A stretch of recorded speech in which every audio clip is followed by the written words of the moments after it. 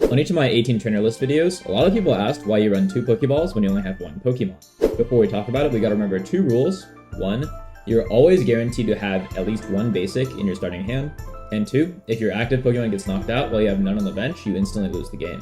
Let's say through attacking against a Rocky Helmet, and you have no Pokemon on your bench, it will always be a tie, even if you hit the 3-point mark and the opponent only has 2. With those rules in mind, let's talk about it. It's true that if you draw both Pokemon, Pokeballs are a dead card, and once you play one, the other one is dead too. However, you really don't want to be in the position where you have no benched Pokemon to put in after the first falls, as that's a guaranteed loss and pretty much half your deck missing. Without Pokeballs and given the guaranteed basic at the start, your other Pokemon is 1 out of 19 possible other cards you could draw. Your starting hand is 5, minus 1 being the guaranteed basic, and plus 1 for your draw.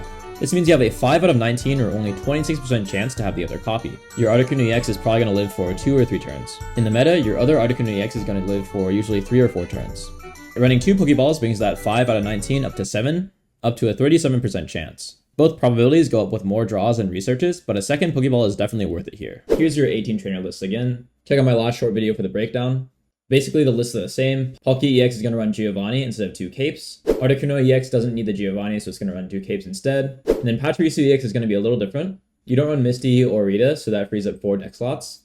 You want to put one of those towards Lumberry to activate Pachirisu's passive for the bonus damage, just to make sure you always have one. Of course, you'd rather attach anything else other than Lumberry first. The other 3 cards can be anything. A lot of the time it's Mars, Red Card, or even Blue, and Grandma! In this meta, I'd put Palkia and Articuno right next to each other in terms of power.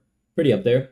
I think they're both S tier, A tier decks, along with Arceus and Rampardos, as well as the new Palkia Origin Form deck I'll be covering tomorrow.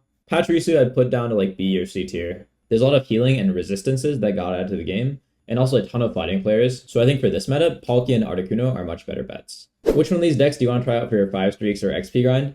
Again, I hope it's neither. Join us on Discord for deck lists, trades, and battles. Drop us up on YouTube for more guides.